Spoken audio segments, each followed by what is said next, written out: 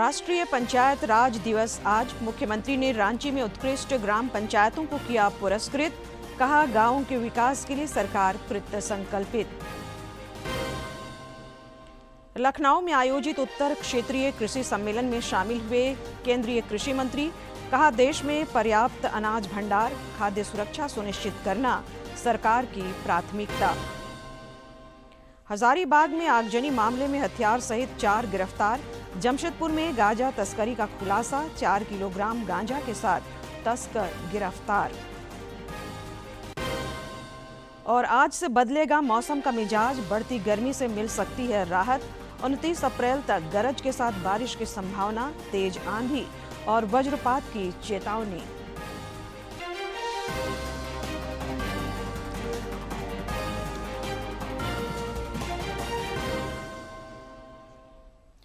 नमस्कार, खबरें झारखंड में आपका स्वागत है। मैं हूं संध्या दिमता और अब समाचार विस्तार से।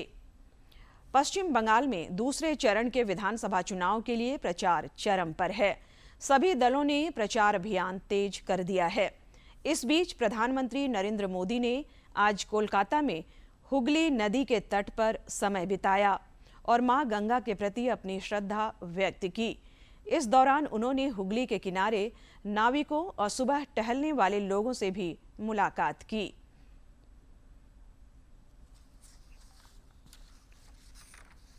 प्रधानमंत्री नरेंद्र मोदी इस वक्त पश्चिम बंगाल में हैं। वो लगातार बंगाल में चुनाव प्रचार कर रहे हैं और इसके साथ ही प्रधानमंत्री नरेंद्र मोदी ने एक्स पर एक वीडियो साझा किया है। आपको बताते हैं ये वीडियो।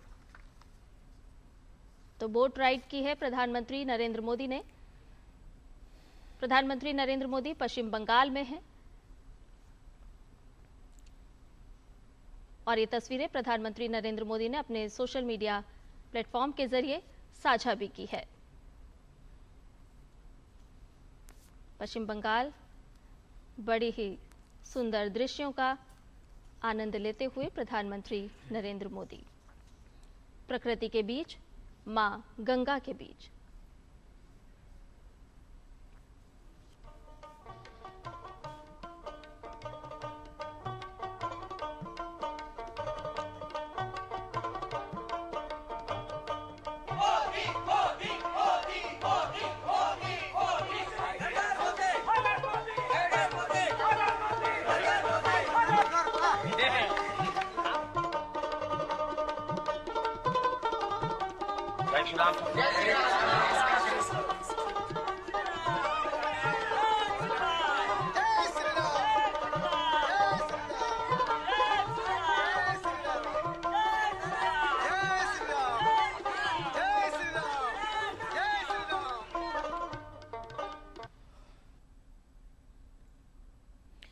पश्चिम बंगाल विधानसभा चुनाव के पहले चरण के मतदान के बाद निर्वाचन आयोग ने पारदर्शिता और निष्पक्षता बनाए रखने के लिए नई सख्त व्यवस्था लागू की है।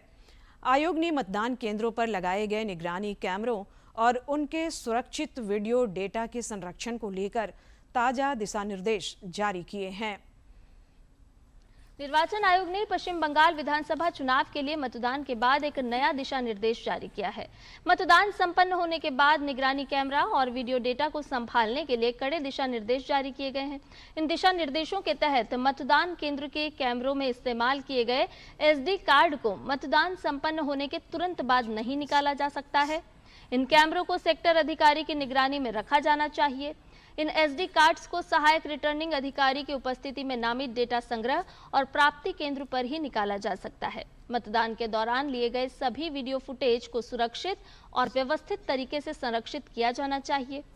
मतदान दल या बूथ स्तरीय अधिकारी के सभी सदस्य कैमरा उपकरण को पूरी तरह हटाए जाने तक मतदान केंद्र पर उपस्थित रहेंगे। इस बीच दूसरे चरण के मतदान के लिए वेबकास्टिंग का ट्रायल आज सुबह 10 बजे शुरू हो गया। यह अभ्यास 3 चरण में संचालित किया जाएगा। 294 सदस्यीय पश्चिम बंगाल विधानसभा चुनाव के पहले चरण का मतदान कल संपन्न हो चुका है और दूसरे चरण का मतदान आगामी 29 अप्रैल को होना है और मतगणना 4 मई को होगी। राज्यपाल संतोष कुमार गंगवार ने झारखंड की पारंपरिक वनस्पतियों पर आधारित wild leafy vegetables and flowers पुस्तक का विमोचन किया, जिसे उन्होंने कुपोषण से निपटने में सहायक बताया। इस पुस्तक को रांची विश्वविद्यालय की प्रोफेसर वंदना कुमारी और सेवानिवृत्त प्रोफेसर सुधांशु कुमार ने लिखा है। इस अवसर पर राजभवन परिसर में औषधीय पौधों के प्रति जागरूकता बढ़ाने की पहल भी शुरू की गई, ताकि स्थानीय जड़ी बूटियों के महत्व को जन जन तक पहुंचाया जा सके।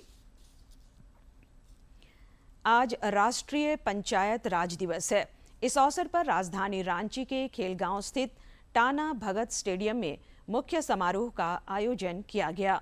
समारोह में बेहतर कार्य करने वाली राज्य की पंचायतों को उनके उत्कृष्ट प्रदर्शन के लिए पुरस्कृत और सम्मानित किया गया। इस दौरान मुख्यमंत्री हेमंत सोरेन ने कहा कि गांवों के विकास के लिए सरकार कृतसंकल्पित है।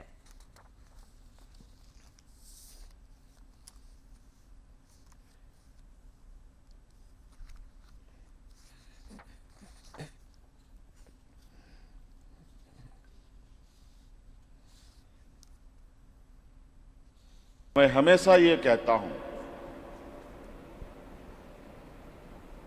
कि राज्य तभी विकास करेगा जब हमारा गांव विकास करेगा। गांव हमारा शहर पूरे राज्य का जड़ है, और जड़ जितना मजबूत होगा पेड़ भी उतना ही मजबूत होगा। और हमेशा हमारी प्राथमिकता रही है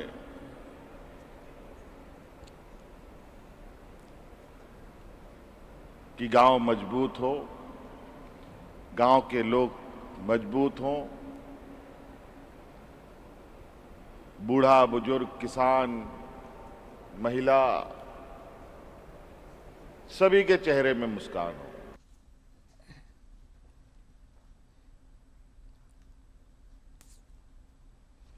पंचायती राज व्यवस्था के देश में 33 वर्ष पूरे हो गए हैं। आज का दिन 73वां संवैधानिक संशोधन अधिनियम के लागू होने की स्मृति में हर वर्ष राष्ट्रीय पंचायती राज दिवस के रूप में मनाया जाता है।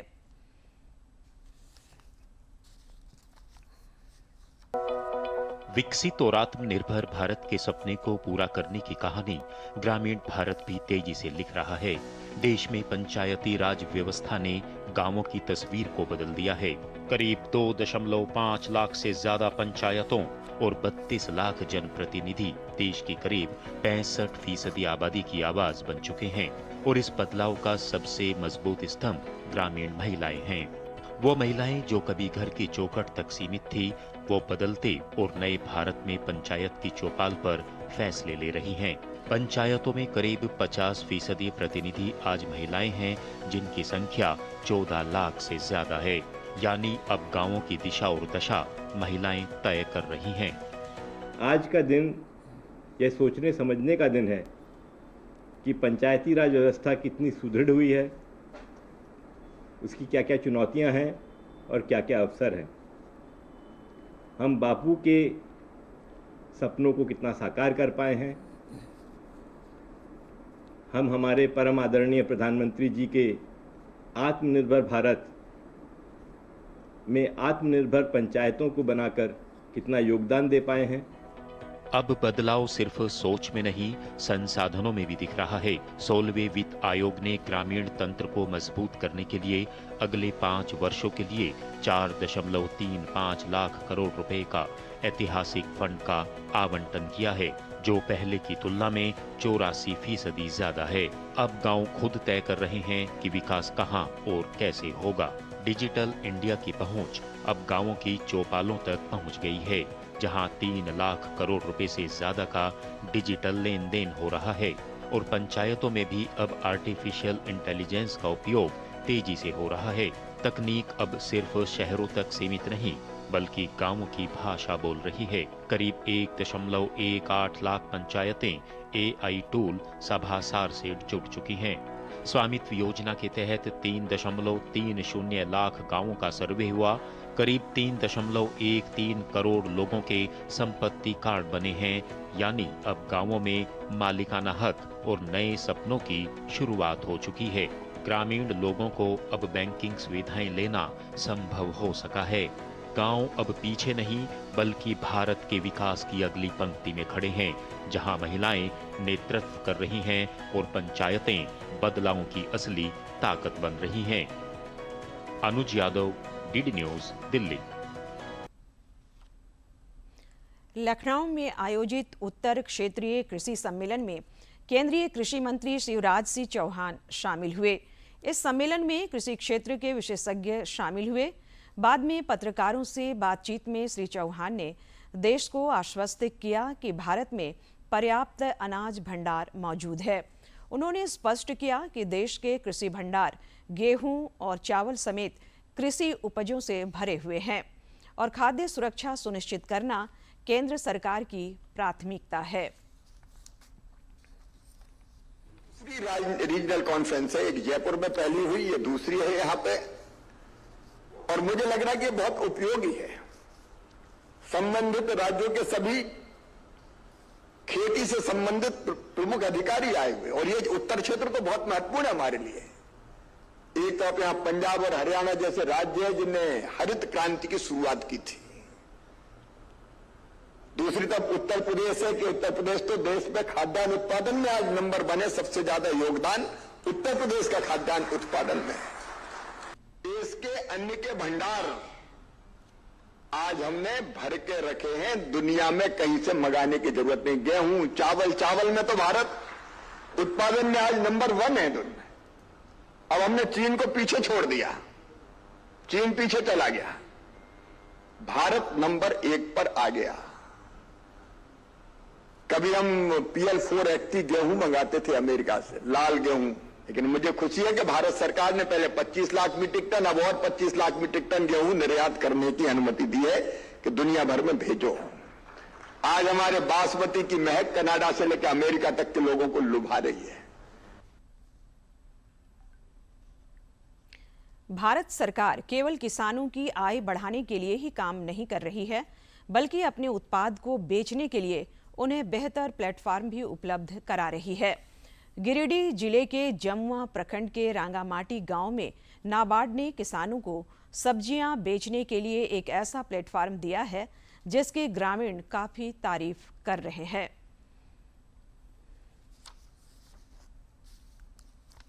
सेवानिवृत्त शिक्षक छात्रोधारी महतो ने रंगामाटी हाट बाजार में किसानों के लिए नाबार्ड द्वारा की गई पहल की सराहना की। वहीं व्यापारी गोविंद शर्मा ने कहा कि सरकार ने शेड, पेयजल और लाइट की व्यवस्था कर बहुत अच्छा काम किया है। आज के 1 साल पूर्व खटिया घास तले लगता था, जो बरसात में हम लोग सब भीग जाते थे, साग सब्जी हम लोग का भीग कर बर्बाद हो जाता था। किसी तरह से दौड़ के मंदिर जाते थे, वहाँ भी मंदिर घुसने में थोड़ा दिक्कत होता था, सूट प्याज लेके जाना मुश्किल होता था। अभी सरकार के द्वारा जो बन गया, हम लोग बहुत खुश हैं और हम लोग को रहने का, बैठने का सारी व्यवस्था यहाँ कर दी गई है। बहुत ही यहाँ सुंदर सरकार ने व्यवस्था दी है। यहाँ हम लोग पहले जब आते थे न, तो पानी बरसात में भेजना पड़ता था और जो सो व्यवस्था नहीं थी, पानी पीने का नहीं था, लाइट नहीं था, लेकिन अभी सारा कुछ व्यवस्था हो गया है। जाकेट लग गया है, पहले भीग जाते थे, सब भीग जाता था, धूप में बहुत परेशानी होता था, और पानी की टंकी लग गया, सब व्यवस्था हो गया। पहले किसान बरसात में कीचड़ में बैठकर सब्जी बेचते थे। किसानों ने कहा कि शेड बन जाने से उन्हें बड़ी राहत मिली है। मुखिया आशा देवी कहती हैं कि यह हाट बाजार अनूठा है।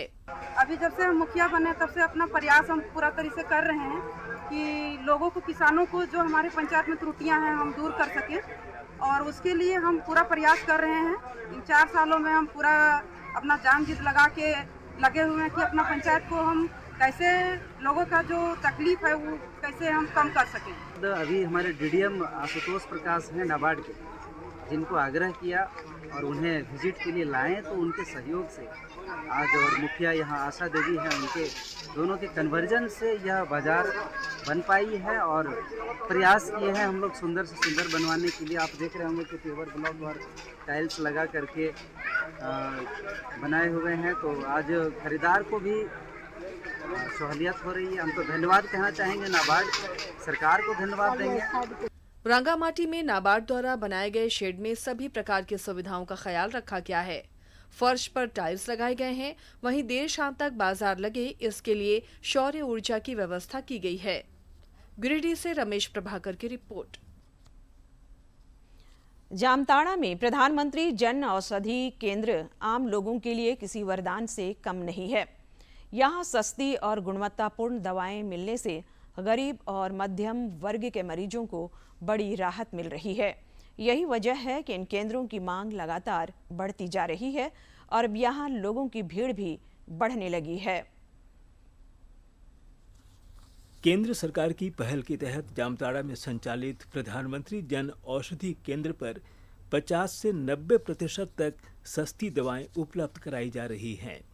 शुरुआत में जिले में एक ही केंद्र था, लेकिन बढ़ती मांग को देखते हुए अब 2 केंद्र संचालित हो रहे हैं। लाभार्थियों का कहना है कि जो दवाएं बाजार में 100 से 150 रुपये में मिलती है, वहीं जन औषधि केंद्र में 25 से 30 रुपये में आसानी से उपलब्ध हो जाती है।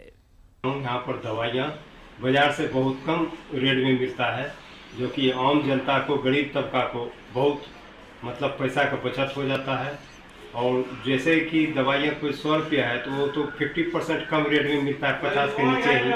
लेकिन कोई दवाइयाँ 100 लगाती हैं, यहाँ तो 10 टका में भी उसको मिल जाता है। ये जो प्रधानमंत्री जन औषधि केंद्र जो हमारे जामताड़ा में है, वो गरीब लोगों के लिए बहुत ही सहायक है। गरीब लोग जो कीमती दवाएं नहीं ले सकती है, वो ये प्रधानमंत्री जन औषधि केंद्र में उनके लिए सुलभ है और सस्ते में दवाई मिलती है।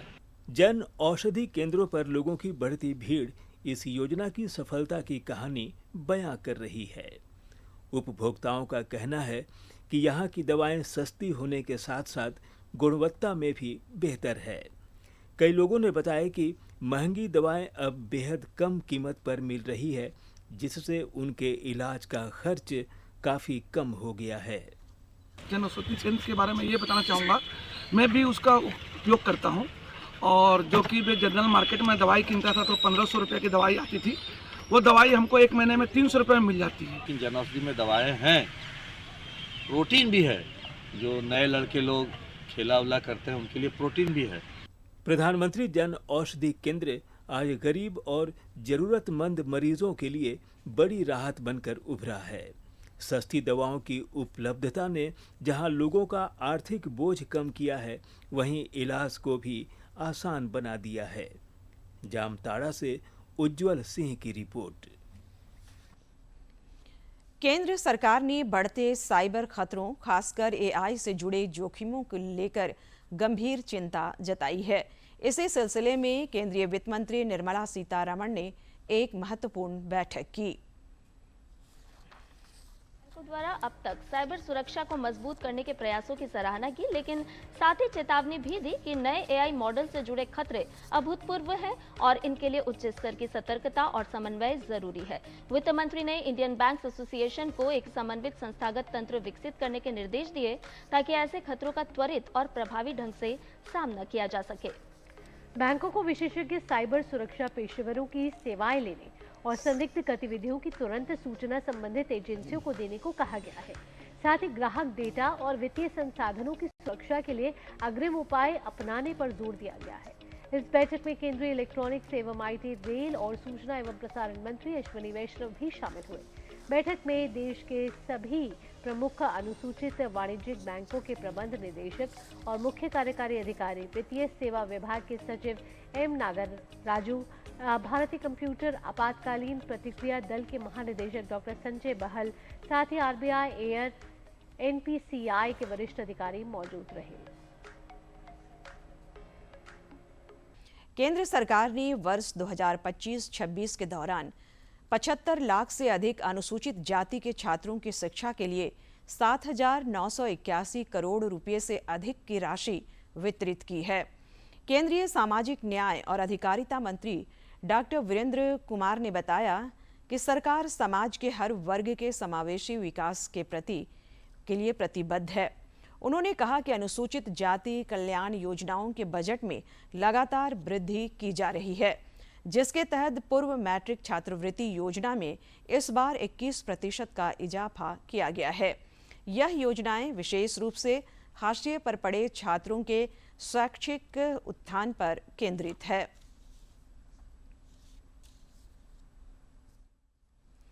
हजारीबाग पुलिस ने बड़कागांव थाना क्षेत्र में हुई एक मालवाहक वाहन में आगजनी की घटना का खुलासा कर लिया है। पुलिस अधीक्षक अमन कुमार ने प्रेस वार्ता में बताया कि कोल माइनिंग क्षेत्र में दहशत फैलाने के इरादे से एक संगठित गिरोह ने इस घटना को अंजाम दिया था। पुलिस की स्पेशल इन्वेस्टिगेशन टीम ने गुप्त सूचना पर चंदाउल गांव के जंगलों में छापेमारी कर गिरोह के 4 सक्रिय सदस्यों को हथियारों के साथ गिरफ्तार कर लिया है। पुलिस को हजारीबाग जिले में बड़कागांव के 13 माइल क्षेत्र में एक हाईवा को आग लगा दिया गया था, जिसमें राहुल दुबे गैंग के लोगों के द्वारा ये क्लेम किया गया था कि उन्होंने किया है। इसमें एक SIT का गठन किया गया, जिसको SDPO सदर और SDPO बड़कागांव लीड कर रहे थे, और इसमें 4 लोगों की गिरफ्तारी की गई है और हथियार और कारतूस जो भी इस्तेमाल किए गए थे इन लोगों के द्वारा वो बरामद किए गए हैं। इनमें से 2 लोगों का हम लोग को अभी तक आपराधिक इतिहास मिला है। इसमें बड़कागांव थाना की टीम भी और टेक्निकल सेल की टीम भी साथ में शामिल रही। जमशेदपुर पुलिस ने टिन प्लेट से 4 किलो से अधिक गांजा के साथ एक युवक को गिरफ्तार किया है। गिरफ्तार युवक के निशानदेही पर पुलिस मादक पदार्थों की तस्करी में शामिल 3 अन्य युवकों की तलाश कर रही है। सिद्धगोड़ा थाना में NDPS एक्ट के तहत मामला दर्ज किया गया है। वरीय पुलिस अधीक्षक को टिन प्लेट में मादक पदार्थों की तस्करी की जानकारी मिली थी। नगर पुलिस अधीक्षक ललित मीणा ने बताया कि गिरफ्तार युवक के पास गांजा के अलावा मोटरसाइकिल जब्त किया गया है। कि वो व्यक्ति वहाँ पर आएगा, उस समय उसके जैसा हुलिया हमें बताया गया था, वैसे हुलिये से मिलता जुलता एक व्यक्ति वहाँ से गुजरा। जब उसे पकड़कर पूछताछ करने का प्रयास किया गया तो इसी क्रम में उसने भागने का प्रयास किया, तो उसकी संदिग्ध व्यक्ति का जो एक शक था वो और गहरा गया। तो उसी में हमारे एक आरक्षी हैं, काफ़ी जाबाज वो काम करते हैं, पहले भी कर चुके हैं, शम्स तबरेज। तो उन्होंने भागकर उनको पकड़ लिया, जिसमें उनका खुद का भी घुटना और पैर में काफ़ी चोटें आई हैं, छिल गया है।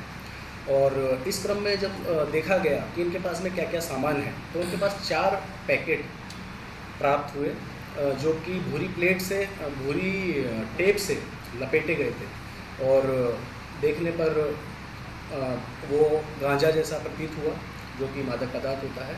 और इसके अलावा एक मोटोरोला कंपनी का मोबाइल उससे बरामद किया गया, और इसके अलावा एक स्प्लेंडर बाइक उसके द्वारा प्राप्त की गई। कोयला मंत्रालय के अंतर्गत भारत कोकिंग कोल लिमिटेड ने वित्त वर्ष 2026-27 की पहली तिमाही के लिए एक नई योजना शुरू की है। इस योजना के अंतर्गत पावर सेक्टर के उपभोक्ताओं को प्रदर्शन प्रोत्साहन रियायत और नगद छूट की घोषणा की गई है। मंत्रालय के अनुसार यह योजना ईंधन आपूर्ति समझौतों और फ्लेक्सी लिंकेज योजना के तहत आने वाले सभी पात्र बिजली उपभोक्ताओं पर लागू होगी। राज्य में आज से 29 अप्रैल तक कई इलाकों में हल्की बारिश की संभावना है। मौसम विज्ञान केंद्र ने बताया है कि पूर्वी, मध्य और दक्षिणी हिस्सों में इस अवधि में बारिश हो सकती है। इस दौरान आंधी और वज्रपात की भी आशंका है, जिसे लेकर चेतावनी जारी की गई है। 26 और 27 अप्रैल को कुछ इलाकों में ओलावृष्टि भी हो सकती है। मौसम का मिजाज बदलने से लोगों को बढ़ती गर्मी से थोड़ी राहत मिल सकती है। जमशेदपुर सदर अस्पताल में लू से निपटने के लिए 5 बेड का विशेष हीट वेव वार्ड शुरू किया गया है। सिविल सर्जन डॉक्टर साहिर पाल ने बताया कि वार्ड में डॉक्टरों की 24 घंटे तैनाती के साथ ऑक्सीजन, स्लाइन और बर्फ जैसी सभी जरूरी सुविधाएं सुनिश्चित की गई हैं।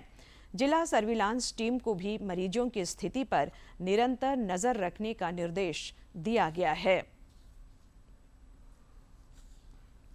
केंद्र सरकार ने ऑनलाइन गेमिंग को लेकर बड़ा कदम उठाया है। पिछले साल संसद से पारित ऑनलाइन गेमिंग संवर्धन एवं विनियमन अधिनियम ऑनलाइन गेमिंग एक्ट आगामी 1 मई से देश भर में लागू हो जाएगा।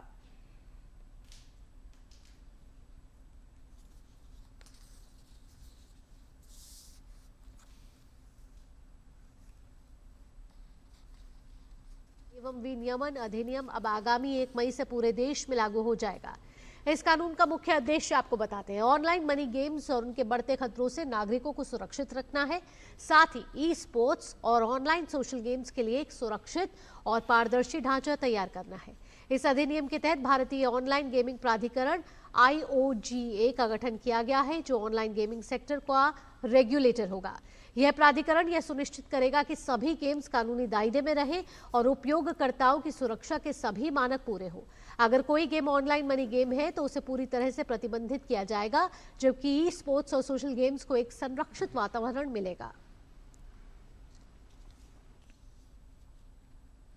दूरदर्शन झारखंड पर पल पल की खबरों से जुड़े रहने के लिए आप हमारे social media platform X, Facebook, Instagram और यूट्यूब से जुड़ सकते हैं, क्योंकि खबरों से जितना बाखबर रहना जरूरी है, उससे ज़्यादा जरूरी है सटीक, संतुलित और निष्पक्ष समाचार। हमारा X हैंडल है @DD News Jharkhand, Facebook page है DD News झारखंड और इंस्टाग्राम अकाउंट है DD News झारखंड। आप हमें YouTube channel Jharkhand DD news पर भी देख और सुन सकते हैं। अंत में मुख्य समाचार एक बार फिर।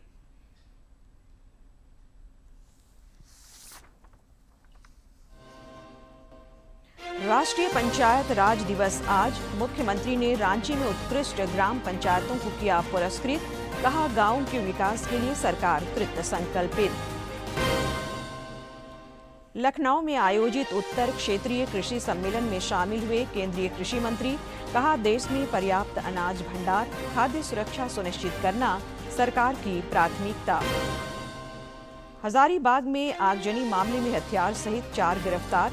जमशेदपुर में गांजा तस्करी का खुलासा, 4 किलोग्राम गांजा के साथ तस्कर गिरफ्तार। और आज से बदलेगा मौसम का मिजाज, बढ़ती गर्मी से मिल सकती है राहत। 29 अप्रैल तक गरज के साथ बारिश की संभावना, तेज आंधी और वज्रपात की चेतावनी।